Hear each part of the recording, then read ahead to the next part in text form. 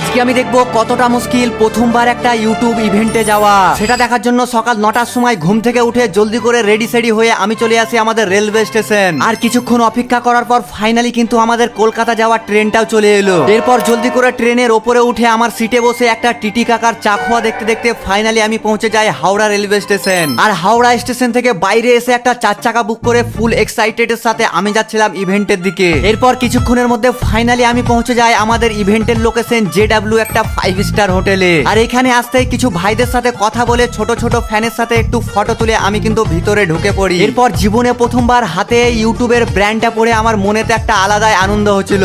এখানে শুধু আমি ছিলাম না, আমার মতো আরো 300রও বেশি ক্রিয়েটার ছিল। তারই মধ্যে ছিল আবির ভ্লগ এবং আমার প্রিয় বান্ধবী আলামিন ওয়াইটি এবং তোমাদের সবারই ফেভারিট সানিয়াদি। কিন্তু আমি এদের সাথে বেশি কথা না বলে চলে আসি প্রথমে একটা কফি খেতে। এরপর কফিটাকে শেষ করে আমি আবার হাতে নিয়ে নিলাম ব্রেকফাস্ট। আর এটাকেও শেষ করে আমি চলে আসি আমাদের মেন লোকেশনে। এখানে আসতেই দেখলাম ইউটিউব আমাদের জন্য খেলাধুলা ছাড়া কিন্তু ডান্সেরও ব্যবস্থা করে রেখেছিল। সত্যি বলতে জীবনে প্রথমবার একটা ইউটিউব ইভেন্টে এসে এত নতুন নতুন বন্ধু হয়ে যাবে এবং তাদের সাথে হাসি খেলা সবকিছু একটা স্মৃতি হিসাবে থেকে গেল। থ্যাংক ইউ ইউটিউব আমাকে ইনভাইট করার জন্য। আর তোমরা আমাকে আরো একটু ভালোবাসা দিয়ে যাও একটা সাবস্ক্রাইব করে।